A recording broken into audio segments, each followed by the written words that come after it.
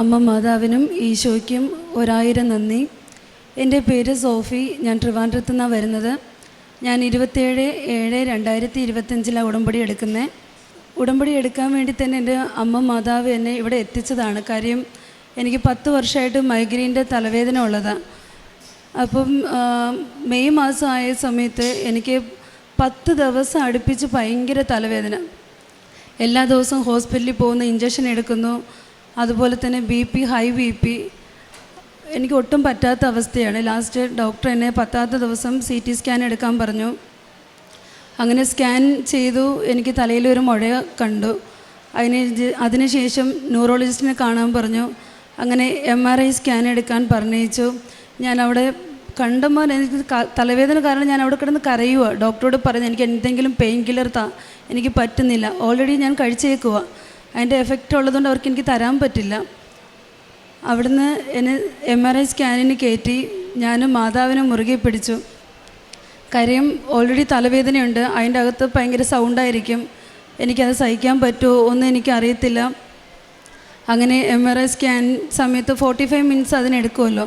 അപ്പോൾ ഞാൻ അതിനകത്തിരുന്ന് പ്രാർത്ഥിക്കുക. ആ 45 മിനിറ്റും ഞാൻ കരഞ്ഞ് പ്രാർത്ഥിക്കുക, മാതാവേ റിപ്പോർട്ട് വരുമ്പോൾ അതിൽ എനിക്കൊന്നും കാണിക്കല്ലേ, ഞാൻ വന്ന് സാക്ഷ്യം പറയും. ഇത് തന്നെയാണ് ഞാൻ ആ ഫുൾ ടൈം പറയുന്നത്. ഞാൻ കരയുന്നുണ്ട് നന്നായിട്ട്. തലവേദന കാരണമോ കരയുന്നതെങ്കിൽ എൻ്റെ മക്കൾ ഓർത്താണ് ഞാൻ കരയുന്നത്. അങ്ങനെ സ്കാനിങ് കഴിഞ്ഞു.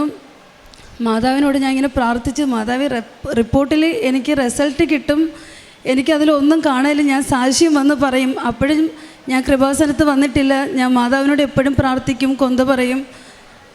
മാതാവിന് ഭയങ്കര ഇഷ്ടമാണ്, കൂടുതൽ ഇഷ്ടമാണ്. എപ്പോഴും പ്രാർത്ഥിക്കാറുണ്ട് മാതാവിൻ്റെ അടുത്ത്. ഇപ്പോൾ കൃപാസനത്തിൽ വരുന്നതിന് മുമ്പ് തന്നെ ഞാൻ ഈ സാക്ഷ്യം പറയുന്നത് ഞാൻ എപ്പോഴും സാക്ഷ്യങ്ങൾ കേൾക്കാറുണ്ട്.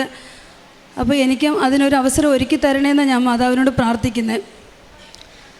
അങ്ങനെ ആ 45 മിനിറ്റിന് ശേഷം എനിക്ക് MRI സ്കാനിങ് റിപ്പോർട്ട് വന്നു. എനിക്ക് സ്കാനിങ്ങിന് പ്രത്യേകിച്ച് ഒന്നുമില്ല. ഇപ്പോൾ CT സ്കാൻ എടുത്തത് ട്രാവൻകൂറിലാണ്.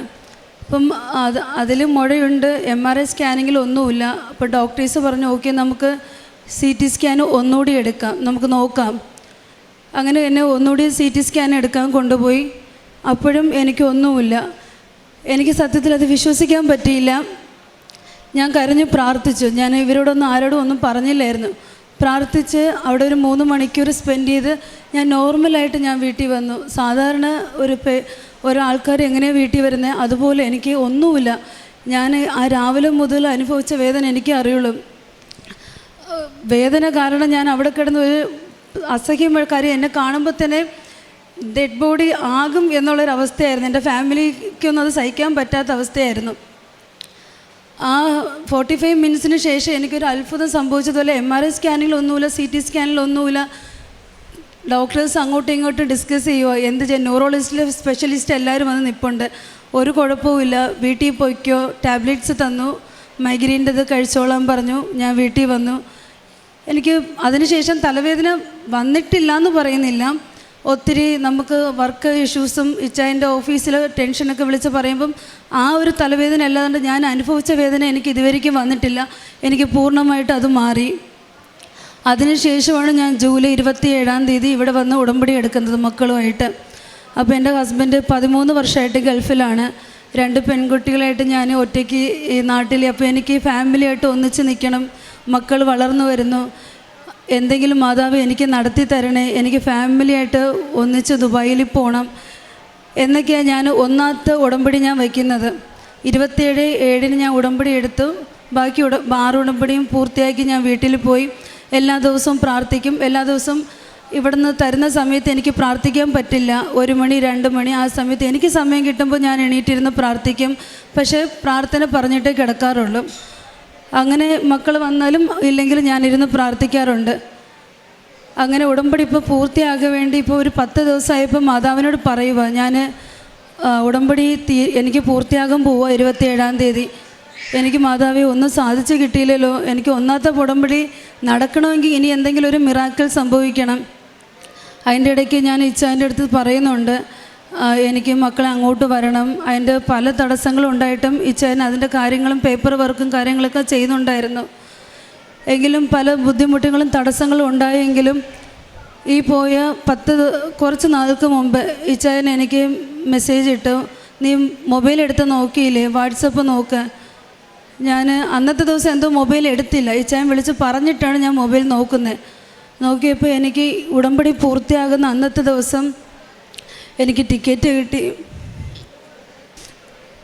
എനിക്ക് സത്യത്തിൽ അത് വിശ്വസിക്കാൻ പറ്റിയില്ല.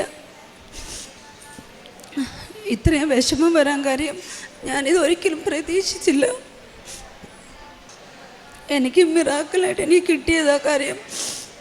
ഞാൻ നെക്സ്റ്റ് അക്കാദമി പിള്ളേർ പൂർത്തിയാകുമ്പോൾ അങ്ങോട്ട് ചെല്ലാനായിരുന്നു. മാതാവ് എനിക്കത് പെട്ടെന്ന് സാധിച്ചു തന്നു. വിഷമിക്കുന്ന കാരണം 27-ാം തീയതി എനിക്ക് ഉടമ്പടി പൂർത്തിയാകുന്ന ദിവസം ഞങ്ങൾ ഫാമിലിയായിട്ട് ദുബായിലിരിക്കുമോ. എനിക്ക് ഉൾക്കൊള്ളാൻ പറ്റാത്ത കാര്യം ഞാൻ അവിടെ എന്തൊക്കെയോ സംഭവിച്ചു. കാര്യം ഇച്ചായന് പേപ്പർ വർക്കൊന്നും ശരിയായില്ലായിരുന്നു. അവിടെ മാതാവ് ഇടപെട്ടു ഞങ്ങൾക്ക് വേണ്ടി. കാര്യം എനിക്ക് ഒറ്റയ്ക്ക് മുന്നോട്ട് പോകാൻ പറ്റില്ല. എനിക്ക് ഫാമിലിയായിട്ട് നിൽക്കണം. ഞാൻ ഈ 2 പിള്ളേരായിട്ട് ഒറ്റയ്ക്ക് എങ്ങനെയാണ് ഇവിടെ. എപ്പോഴും മാതാവിനോട് ഞാൻ സങ്കടം പറയുന്നതാണ്. എനിക്ക് ആ ടിക്കറ്റ് കണ്ട അപ്പം മുതൽ എനിക്ക് ഭയങ്കര ഷിവറിങ് ആയിരുന്നു. കാര്യം 27 എന്ന് പറയുമ്പോൾ എനിക്ക് ഭയങ്കര മിറാക്കിൾ പോലെ. കാര്യം ഞാൻ 27-ാം തീയതി ഉടമ്പടി എടുത്തത്. 27-ാം തീയതി നീ ഫാമിലിയായിട്ട് ഞാൻ ദുബായിൽ ലാൻഡ് ചെയ്യുക. എൻ്റെ അടുത്ത് ടിക്കറ്റ് കണ്ടിട്ട് എനിക്ക് ഉൾക്കൊള്ളാൻ പറ്റുന്നില്ല. ഫാമിലി മെമ്പേഴ്സിൽ ഞാൻ എൻ്റെ സിസ്റ്ററിനെ മാത്രം വിളിച്ച് പറഞ്ഞു. എനിക്ക് പറ്റാത്ത അവസ്ഥയായിരുന്നു.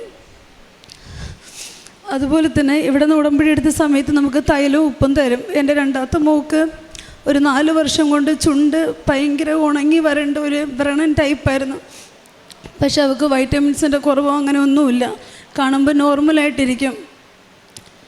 കുട്ടികളൊക്കെ കളിയാക്കി നിന്ന് വീട്ടിൽ വന്ന് എപ്പോഴും പറയും ഞാൻ കുഴപ്പമില്ല എന്ന് പറയും. പക്ഷേ ഉടമ്പടി തലി ഇവിടെ നിന്ന് കിട്ടിയിട്ട് ഞാൻ ആദ്യം അതൊന്നും എടുക്കില്ലായിരുന്നു. തീർന്നു പോകും എന്നോർത്തിട്ട് ഞാൻ മാറ്റി വയ്ക്കും എപ്പോഴും.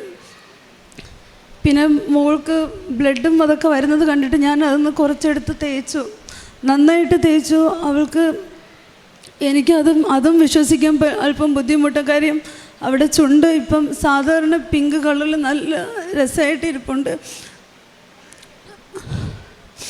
അപ്പം അതും എനിക്കിവിടെ സാക്ഷിയായിട്ട് പറയുന്നതെന്ന് വെച്ചാൽ അമ്മോളുടെ ലിപ്പ് വന്നിട്ട് ഇങ്ങനെ അല്ലായിരുന്നു.